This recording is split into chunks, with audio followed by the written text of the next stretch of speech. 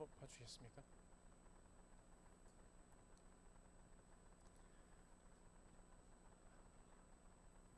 그게 꺼졌네요. 네, 확인해 주시면 감사하겠습니다. 안녕하세요. 오늘은 성령이 임하시면 이라는 제목으로 함께 말씀을 나누고자 합니다. 고린도전서에 나타난 기별인데요. 지난번에도 고린도전서 1장에 대한 말씀을 같이 나누었습니다. 오늘은 고린도전서 2장에 있는 말씀을 같이 나누기를 원합니다. 고린도전서 1장 저희가 배웠던 게 있는데 그게 무엇인지 기억나십니까? 두 가지를 나누었습니다. 지난번에 고린도전서 1장을 나눌 때 첫 번째는 십자가이고요. 두 번째로는 그리스도를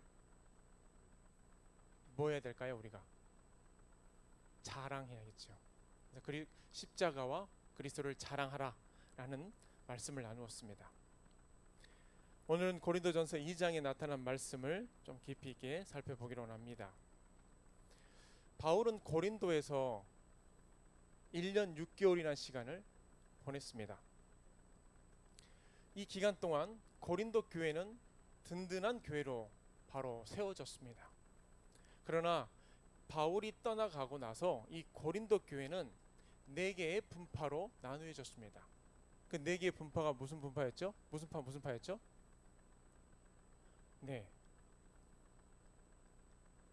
아볼로파도 있었고 게바파도 있었고 바울파도 있었고 그리스도파도 있었습니다. 왜 이렇게 나누어지게 되었을까요?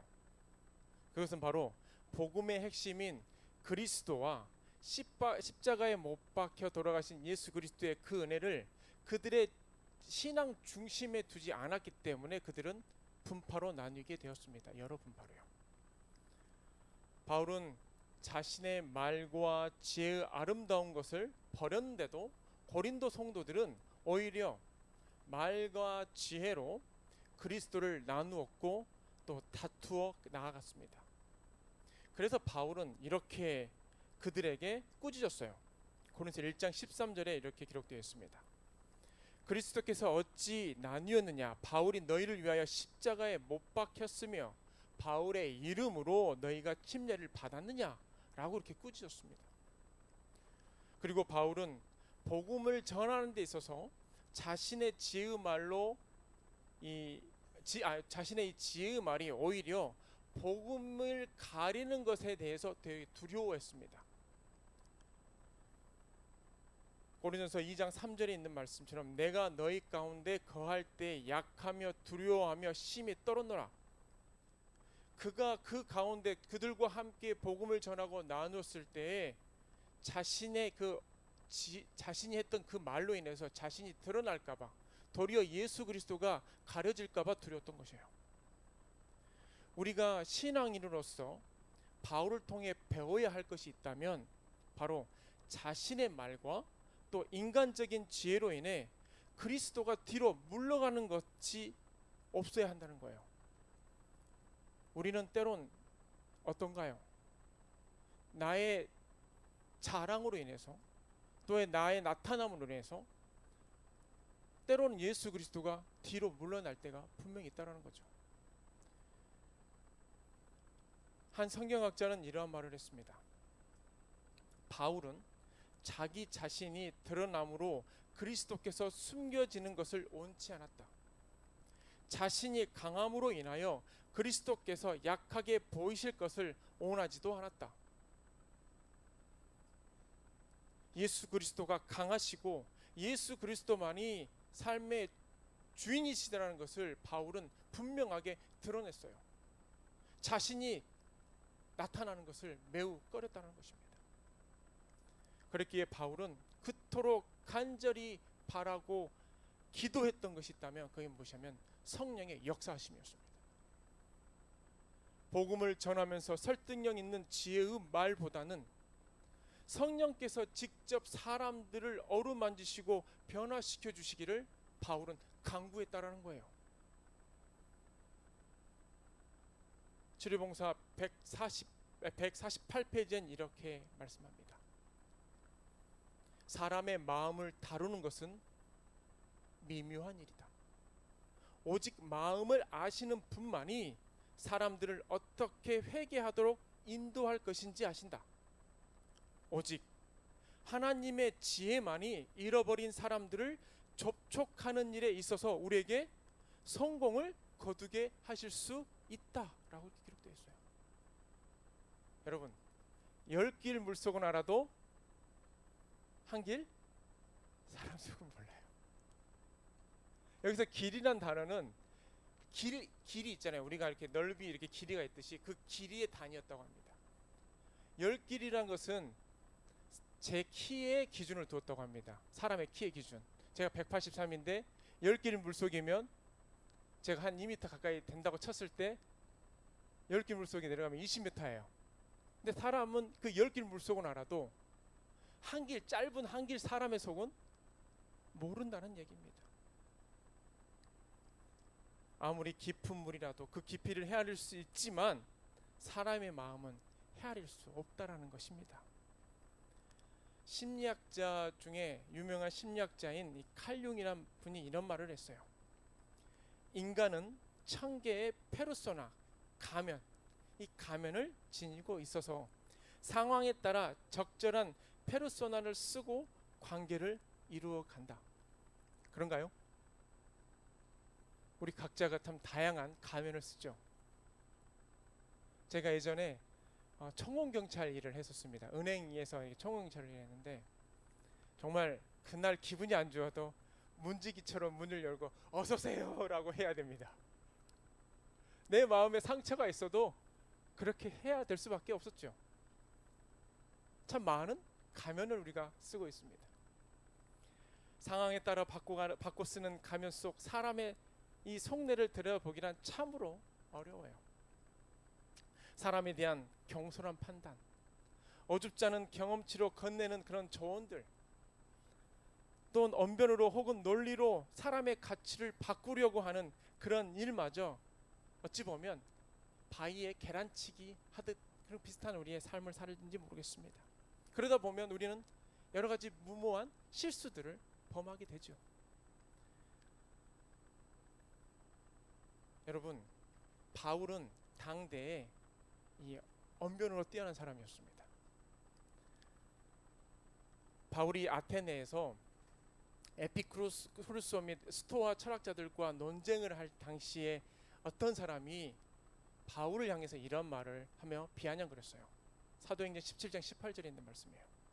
이 말쟁이가 무슨 말을 하고자 하느냐라고 이렇게 표현했습니다.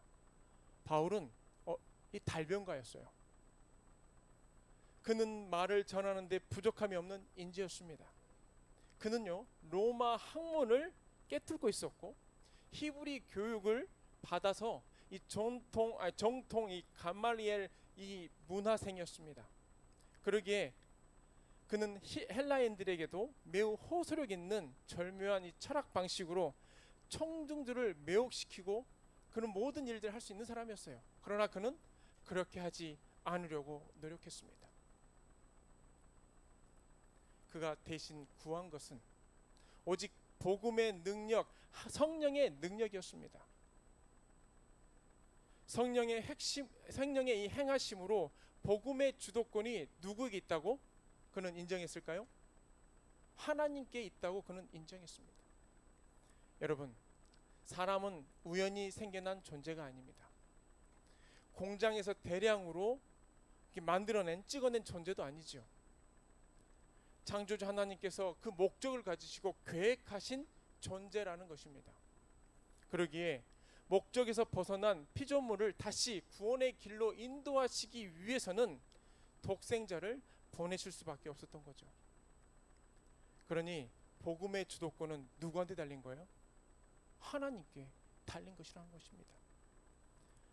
그러기에 복음을 전하는 자들은 자기 지혜로 그 지혜를 의지하는 것이 아니라 세상을 설계하시고 또 인간을 구원하고자 특별하게 계획하신 하나님의 뜻을 따라 전하는 것이 마땅하다는 것입니다. 우리가 복음 전도하자라고 했을 때 우리는 먼저는 누구를 찾아야 되는 거예요? 그러면 하나님을 찾아야 되는 거예요.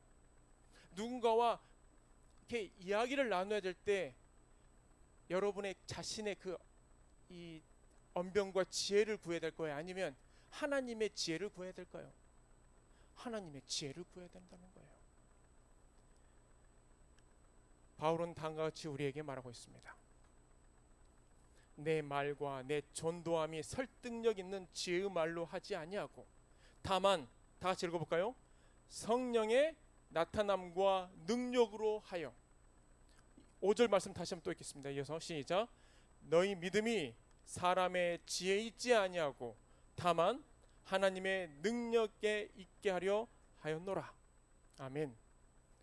바울은 고린도 교회에 첫 번째로 가장 중요한 것을 언급하고 싶었는데 그게 무엇이냐면 먼저는 십자가였다면, 두 번째로 바울이 언급하고 싶었던 것은 뭐예요? 사람의 지혜가 아니라 하나님의 능력, 성령의 능력을 그는 언급하고 싶었던 거예요. 성령의 능력을 회복하라고 바울은 고린도 교회를 향해 외쳤던 것입니다. 우리 교단에도 참으로 많은 전도왕들이 있습니다. 그렇게 전도왕이라고 불리는 사람들이 참 많이 있어요. 개신교에서도 그런 왕으로 불리는, 전도왕으로 불리는 사람들이 있습니다. 고구마 전도법이라고, 이 고구마 전도왕이라고 불리는 개신교의 김기동 목사님도 계세요. 그분도 미국에서 열심히 그런 복음 전도를 위해서 헌신하고 있습니다. 또 의사 전도왕, 열혈 청년 전도왕 등등 이 자신의 재능을 가지고 복음 사역을 위해서 헌신하고 있는 분들이 많이 있습니다. 또 어떤 사람은 침술로, 건강 요리로 참 많이 합니다. 그런데 이러한 이 전도의 성공적인 결과를 가지고 몇몇 사람들이 왕으로 칭호를 합니다. 만약에 이 현 시대에 사도 바울이 살아있다면 그 이야기를 들었을 때 어떨 것 같습니까? 참 안타까울 것 같아요. 전도를 통해 열매를 거두는 것은 성령의 나타나심과 능력 때문이지 결코 사람의 설득력 있는 지혜와 말과 자신이 가지고 있는 기술로 되는 것이 아님을 여러분 기억하시길 간절히 바랍니다. 우리는 그저 작은 도구일 뿐입니다. 하나님의 능력을 사람이 대신할 수 없고 우리의 믿음 역시 우리 자신의 노력의 결과가 아님을 명심하시기 바랍니다. 사람의 마음을 움직이시는 분은 오직 하나님이십니다. 런던의 어느 다리에서 시각장애인이 서 있었어요. 그날 시각장애인은 사도행전에 있는 말씀을 점자책을 통해서 글을 읽고 있었습니다. 사도행전 말씀을 쭉 읽는데 사도행전 4장 12절에 있는 말씀을 딱 읽을 때 이분이 눈이 안 보이기 때문에 이 글줄을 놓치고 말았어요. 여러분 점자책 보셨나요? 네. 글줄을 쭉 읽어 나가야 되는데 그만 글줄을 놓치고 말았습니다. 그래서 그가 계속 반복하기를 사도행전 4장 12절에서 똑같은 단어를 계속 반복하게 되었어요. 그 말씀이 다른 이로서는 이렇게 계속 반복해서 읽게 되었어요. 그 주변에는 여러 사람들이 그 말을 듣고 있었는데 그가 그 실수한 것을 보고 막 웃었어요. 근데 저 한 구석에서 한 남자가 그 말씀을 듣게 되었어요. 그리고 그날 밤 그는 자신의 집으로 돌아가서 이 말씀을 곱씹었다고 합니다. 그리고 무릎 꿇고 간절히 예수 그리스도를 찾았다고 해요. 그리고 예수 그리스도를 개인의 구주로 영접하게 되었습니다. 그가 훗날 어느 모임에서 이렇게 간증을 했습니다. 다리 위에서 같은 말을 반복해서 말씀을 읽던 그 시각 장애인이 나를 예수 그리스도께로 인도해 주었습니다라고 그는 고백했다고 해요. 사람의 힘이 아닌 하나님의 말씀을 통해서 그 말씀이 비록 단 한 음절일지라도 그 말씀이 단 한 단어일지라도 성령의 능력으로 사람을 변화시키는 것입니다. 우리 또한 그렇게 느낄 때가 많죠. 어때요? 하나님의 말씀을 읽을 때 여러분 큰 감동을 받습니까? 성령의 능력이 우리가 말씀을 읽을 때 우리의 마음을 변화시키고, 우리가 누군가에게 하나님의 말씀을 짧은 성경절이라도 전할 때 그 말씀을 통해서 그 누군가도 변하게 된다는 것을 기억하시기 바랍니다. 영감의 말씀 한 구절 읽겠습니다. 가랴복음 기별 133페이지에 있는 말씀이에요. 주님께서는 당신의 성령을 그들에게 부어주시기 위하여 은혜를 베푸셨다. 그리스도께서는 당신의 택하신 백성을 어떤 방법으로 당신께 복종케 하시는가? 그것은 오직 성령의 권능에 의한 것이며, 다 같이 이 마지막 줄 읽겠습니다. 마지막 단락. 그것은 시작. 그것은 오직 성령의 권능에 의한 것이며 성경을 통하여 성령께서 인간에게 말씀하시며 인간의 마음을 진리로 감동케 하신다. 아멘. 바울은 고린도전서 2장 13절에도 이렇게 말씀해요. 우리가 이것을 말하거니와 사람의 지혜가 가르친 말로 아니하고 오직 성령께서 가르친 것으로 하나니 영적인 일은 영적인 것으로 분별하느니라. 우리에게 성령을 주신 하나님의 목적은 하나님의 은혜로 주어진 것들, 즉 복음과 이 구원의 원리를 우리로 하여금 이해하도록 하기 위함입니다. 세상의 영으로 돌아선 사람들은 자아를 비우고 성령을 재정렬됩니다. 성령께서는 우리들의 이 애정이 하나님 나라에 고정되기를 간절히 구하고 계십니다. 그리하여 하나님께서 인도하시는 바를 영적으로 분별하고 그 뜻을 천하에 전할 수 있는 그릇이 되도록 우리를 인도하신다는 것입니다. 하나님의 영이 거하고 그분이 역사하시는 사람은 세속적인 사람과는 다른 영역에서 삽니다. 세속적인 사람은 다른 이 대상을 인지할 때 자아를 기준으로 판단합니다. 그는 자신을 기쁘게 하고 또 회심하지 않은 마음의 욕정을 채우기 위해 살기 때문에 하나님의 일들을 식별하지 못합니다. 그에게는 하나님의 사랑의 놀라운 계시가 도리어 어리석게 보입니다. 십자가가 미련하게 보일 뿐이라는 거죠.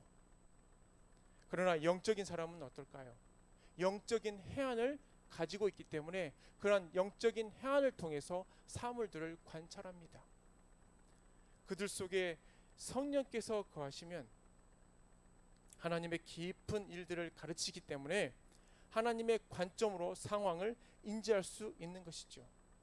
따라서 육적인 사람은 영적인 사람을 가르칠 입장이 못 됩니다. 영적인 사람이 앞에 있으면 육적인 사람은 어떤 말을 해야 될지 몰라요. 다르게 보이기 때문이죠. 세속적인 사람이 매우 좁은 이생의 시야를 가졌다면 영적인 사람은 현실을 초월하여 매우 우주적인 시야를 가졌다고 볼 수 있습니다. 수학가가 수학 전문 용어로 수학의 진리를 표현한다면, 그리고 음악가가 음악적인 그런 이 언어로 음악의 주제들을 표현한다면, 영적인 사람은 어떻게 그 삶을 표현할까요? 신령한 말과 또 신령한 행동으로 그 모습들을 표현하겠지요. 1950년대 미국의 어느 도시 이 시립병원 정문 앞에 생후 6개월 된 아이가 버려졌습니다. 그의 이름은 레슬리 램키입니다. 이 아이는요, 내성마비와 이 정신지체 장애를 가지고 태어난 아이였습니다. 그리고 태어난 지 얼마 안 돼요. 눈에 세균이 들어가서 두 눈을 빼야만 했습니다. 그러다 보니까 앞을 보지 못하고 또한 정신지체에 내성마비까지 있는 그런 아이가 된 것입니다. 병원에서는 고민이 생겼어요. 이 아이를 돌볼 수 있을까? 병원 관계자는 국리를 하다가 그 병원에서 일하다가 은퇴한 독실한 크리스찬인 메이 램키라는 간호사에게 도움을 요청했습니다. 신앙심이 깊었던 이 메이 램키는 당시 나이가 52세였는데 이렇게 말을 했어요. 내가 죽는 날까지 이 아이를 돌봐주겠습니다. 그리고 흔쾌히 그 아이를 데리고 집에 들어왔어요. 그런데 아이는 음식을 하나도 먹지 못했습니다. 이 메이 램키 간호사는 아이가 젖을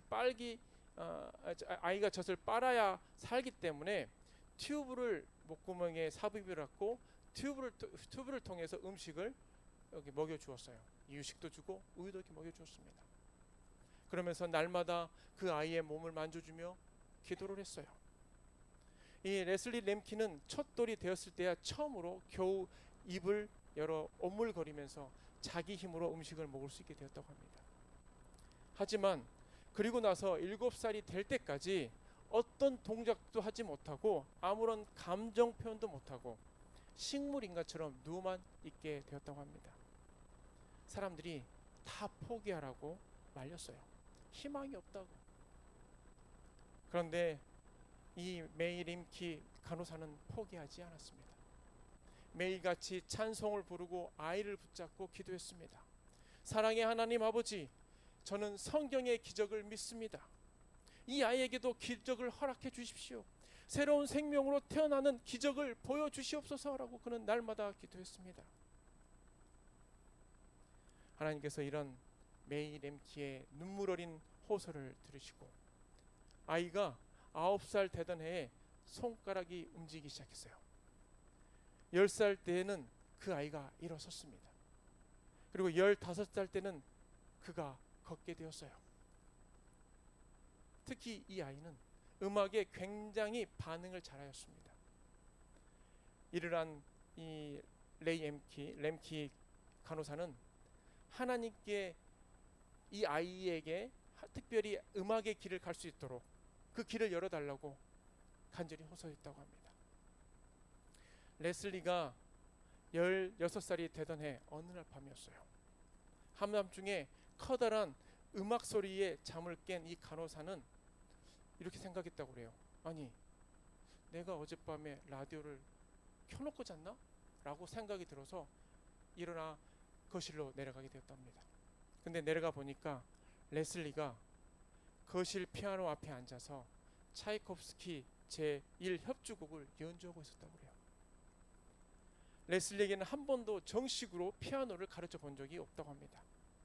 그래서 이 놀람이 이만저만이 아니었어요. 나중에 전문가에게 들어보니 레슬리는 뇌에 손상을 입었지만 특정 분야의 비범한 재능을 타고난 서번트 증후군 천재였다고 그렇게 듣게 되었습니다. 즉, 한 번 음악을 들으면 그 음악을 그대로 따라 칠 수 있는 재능을 가지고 있었던 거예요. 훗날 메이 램키는 이런 고백을 했습니다. 어떠한 상황에서도 포기하지 않았습니다.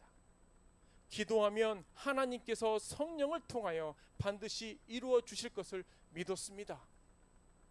당시 언론에서는 이 사건을 메이 램키 부인의 사랑과 기도의 기적이라는 보도를 했어요. 여러분, 믿는 자에게는 능치 못할 일이 없습니다. 성령께서는 믿음으로 생명을 얻고자 하는 자에게, 특별히 다른 사람을 구원의 길로 이끌고자 하는 그들에게 하나님의 그 능력의 손을 분명히 펴실 것이고, 하나님의 그 능력으로 기적을 우리가 맛볼 수 있도록 인도하신다는 것을 여러분 기억하시길 바랍니다. 이것은 사람의 힘으로 되는 것이 아니라 오직 성령을 쫓아 기도하는 자들을 통해 일어나는 하나님의 위대한 역사라는 것을 여러분 분명히 아시기 바랍니다. 마지막으로 이 말씀을 읽고 마치도록 하겠습니다. 다 같이 읽어볼까요? 그래도요. 시작. 이 시대를 위해서 우리가 하는 일이 인간의 지혜의 허리는 말로 행해져서는 안 된다. 그런 것은 이방 세계의 변설가들이 박수를 받기 위해 사용하는 방법이다. 성령의 나타남으로 말하라. 하나님이 주실 수 있는 능력을 가지고 말하라. 하나님이 보내신 충실한 기별자들은 세계와 천사들과 사람들에게 구경거리이다. 이는 그들이 자신들을 높은 지위에 올려놓기 때문이 아니요 하나님의 성령께서 그들에게 힘을 주시고 도우신다는 것을 그들이 보여주기 때문이다. 성령의 나타남으로 말하라. 하나님만이 주실 수 있는 능력을 가지고 말하라. 여러분에게 이 시간 기도 요청을 드립니다. 저에게 오직 성령의 능력을 힘입어 거룩한 말씀을 대언할 수 있도록 여러분 저를 위해서 기도해 주시면 감사하겠습니다. 저 역시 우리 성도님들을 위해서 예수 그리스도의 이름을 높이고 그분이 행하신 일들을 전할 때마다 귀하신 하나님의 능력과 성령의 능력이 여러분 가운데 임하기를 저 또한 날마다 기도하겠습니다. 사람의 말로가 아닌 하나님의 지극히 높으신 그 능력을 통해서 우리가 알고 있는 이 진리의 복음이 땅끝까지 이르러 가기를 간절히 기도하고 기도하며 오늘 말씀을 마치겠습니다. 이 시간은 짧게 5분 각자 개인 기도 시간을 갖도록 하겠습니다. 피아노를 좀 쳐주시면 감사하겠습니다.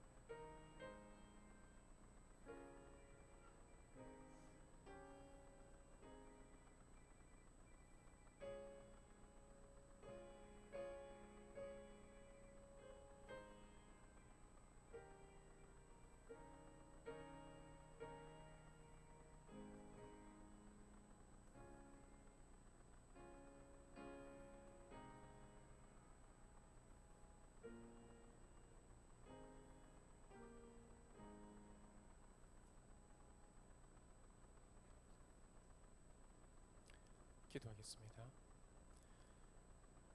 우리의 능력 되시고 우리 삶에 힘이 되어 주시는 우리들의 아버지 하나님, 우리 모두가 참으로 연약하기에 이 땅에 삶을 살 때 세상의 지혜의 말로 표현할 때가 참으로 많습니다. 연약한 저희들을 보호하여 주시고 성령의 그 능력 아래 머물게 하여 주시사 주님을 온전히 의지함으로 인해 성령을 나타내고 하나님이 주시는 그 모든 능력을 통해 살아갈 수 있도록 인도하여 주시옵소서. 주님을 나의 구주이심을 고백하며 살아가는 저희 모두가 되게 하여 주시옵소서. 사랑이 많으신 예수님의 이름으로 기도드리옵나이다.